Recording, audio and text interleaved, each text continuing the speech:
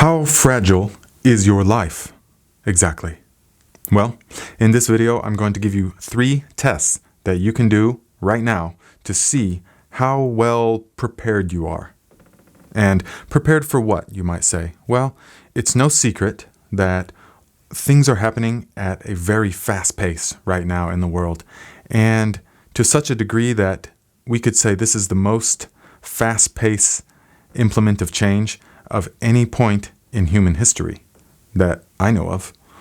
And to the point that, think about just in 2019, if it was 2019 and I came to you from 2021 and was like, hey man, I'm from the future, just 2 years in the future.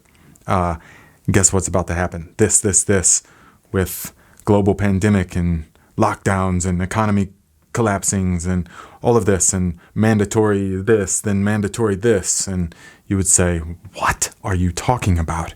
Absolutely impossible. I mean, it would seem so ludicrously outlandish that you wouldn't even consider it. Yet, here we are in this most exciting times, my friend. So, I'm coming to you with this video because I want to see if you know how prepared you are. And I don't mean prepping as in the apocalypse is coming or any of that kind of thing. That's the extreme of what I'm talking about.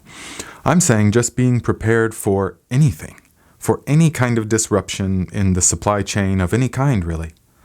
Okay? So let us do these tests. Right now, if the water got shut off, what would you do? Yes, if you went to the tap and you went to get water because you're thirsty and there was no water coming out, what would you do? Now, the unprepared, of course, would be like, there's no water coming out. Oh my God. And they would go around their house and they would find maybe a couple little leftover cans of juice or water of some kind, or they would start to freak out if there was no water because they're completely unprepared. They have given away all of their power to some unknown person and some utility facility, some unknown agency to provide them with water, which is the most precious natural resource to your survival.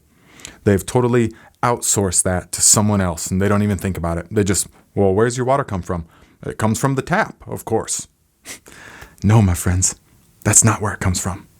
That's where it comes from for now, so long as everything in this delicate machine of our modern society is functioning perfectly.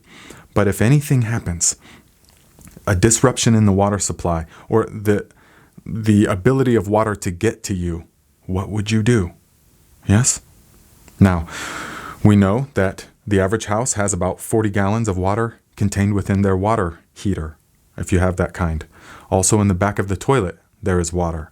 So there are little catches of water around the house, but I'm not saying if the water was just never here again, if there was, okay, now we're all just go back to the pioneer days. I'm just talking about what if there was a 3-day, something happened in a 3 days without water?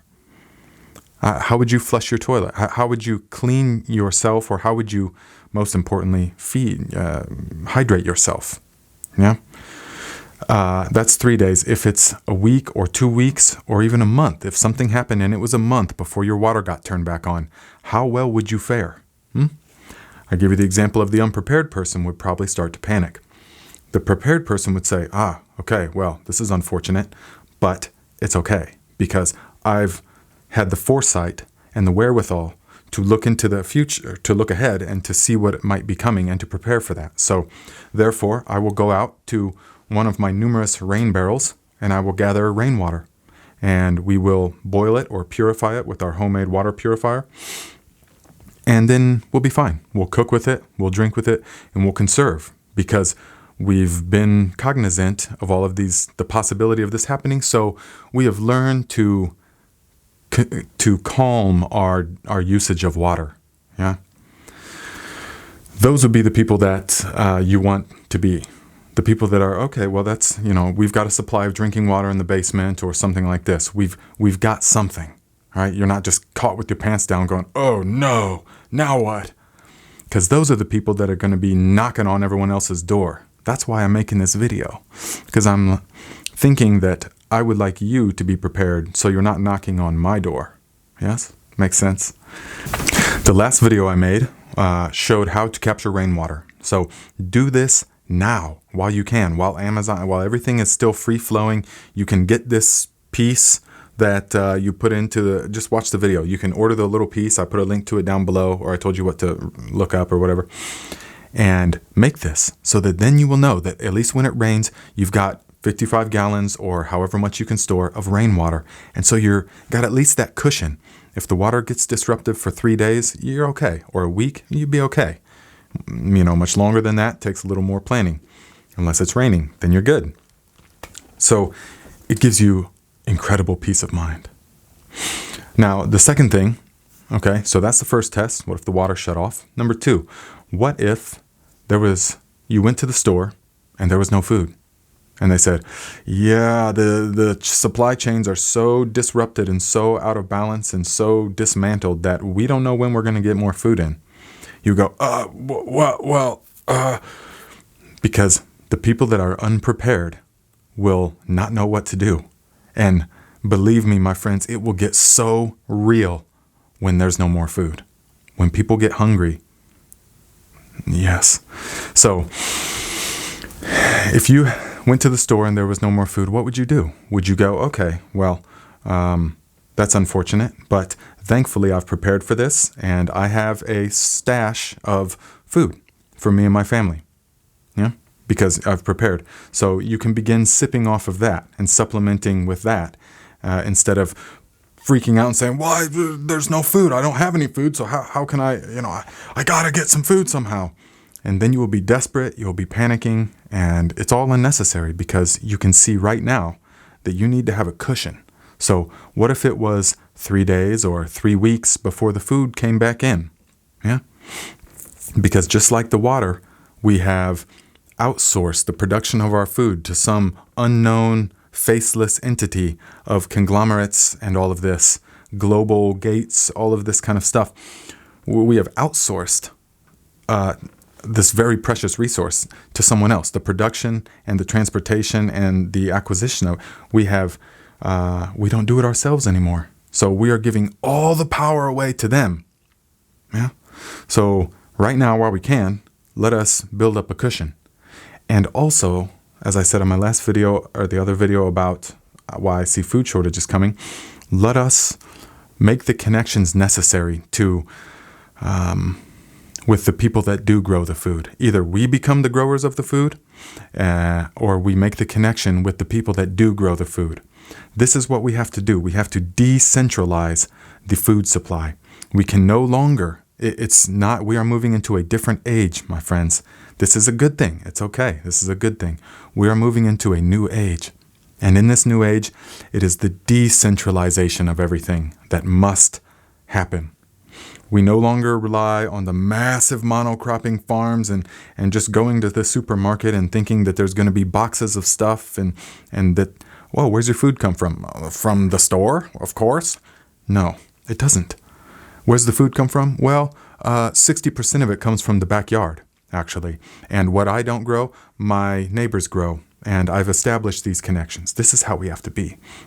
Yeah, we're growing real survival staple crops, potatoes, corn, yes, soybeans, growing our own soybeans, not GMO soybeans. All this stuff, we're learning to can, we're learning how to preserve potatoes, onions, garlic. We're learning these things. We're learning how to save seeds, and we're making connections with other people that are learning these things so that it's decentralizing the food supply. All right, we're learning to capture our own water, and we're learning to grow our own food. And we're creating networks with people that do. This is what the revolution looks like, my friends.